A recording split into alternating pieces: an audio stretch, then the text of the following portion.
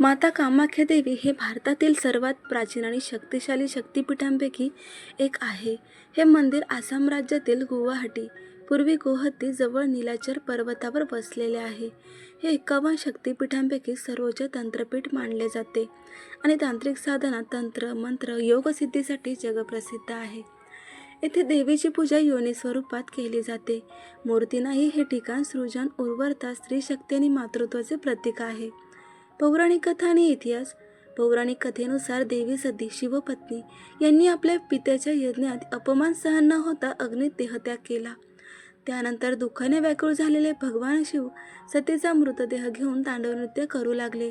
विश्वाचं संतुलन राखण्यासाठी भगवान विष्णू यांनी सुदर्शन चक्राने सतीच्या देहाचे 51 भाग केले. ज्या ठिकाणी सतीची योनी जननेंद्रिय पडली तेच ठिकाण कामाख्या शक्तिपीठ झाले. म्हणूनच येथे देवी योनी रूपात पूजले जाते. काही कथांनुसार एक क्षेत्र कामरूप म्हणून ओळखले जाते, कारण येथे कामदेवाने शिवाला बाण मारला होता. शिवाने कामदेवाला भस्म केले आणि नंतर नीलाचल पर्वतावर कामदेवाला पुन्हा जीवन मिळाले. यामुळे हे क्षेत्र काम, इच्छा, प्रेम, सृजन यांचे केंद्र बनले. ऐतिहासिकदृष्ट्या हे मंदिर 8व्या आणि 9व्या शतकात बांधले गेले असावे असे मानले जाते. मूळ मंदिर किरात संस्कृतीशी संबंधित आहे. 1500च्या आसपास मुस्लिम आक्रमकांनी मंदिर नष्ट केले. नंतर कोच राजवंशाचे राजा नरनारायण आणि त्यांचे भाऊ चिलाराय यांनी 1565 मध्ये मंदिराची पुनर्बांधणी केली.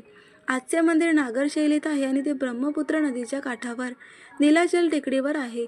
मंदिराचं वैशिष्ट्य आणि रहस्य. कामाख्या मंदिरात देवीची मूर्ती नाही. गर्भगृहात एक नैसर्गिक योनिकुंड, पाण्याचा झरा आहे जो दगडाच्या योनी आकाराचा आहे. या कुंडातून सतत पाणी वाहते. हे पाणी देवीच्या रजस्वला, मासिक पाळीचे प्रतीक मानले जाते. मंदिर 3 भागात विभागले आहे. पहिला भाग मोठा, सर्वसामान्यांना प्रवेश नाही. दुसरा भाग दर्शनासाठी, योनिकुंड येथे आहे.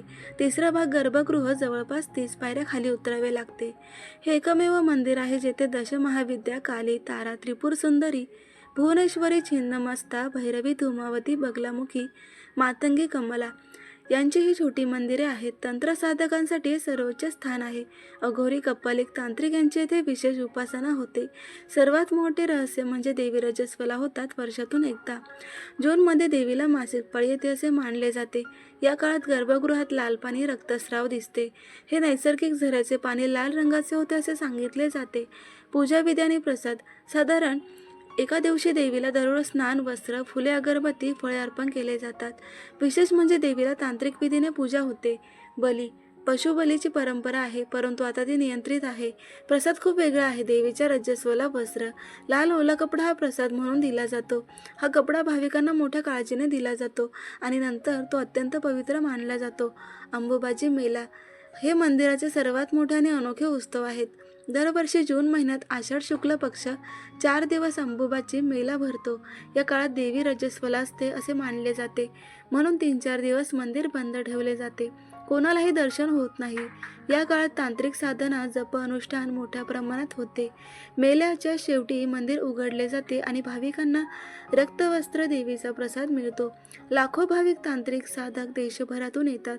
हा मेला स्त्री शक्ती, प्रजनन, सृजन आणि पृथ्वीमातेच्या उर्वरतेचा उत्सव आहे.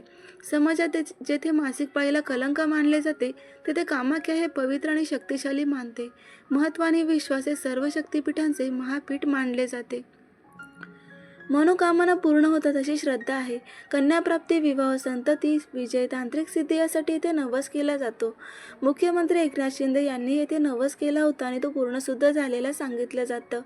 कामाख्या माता ही काली आणि त्रिपुर सुंदरी नंतर तांत्रिकांची सर्वात प्रिय देवी आहे. हे ठिकाण फक्त धार्मिक नाही तर स्त्रीत्व, सृजनशक्ती आणि निसर्गाच्या चक्राचे प्रतीक आहे. जय माता कामाख्या, जय शक्ती.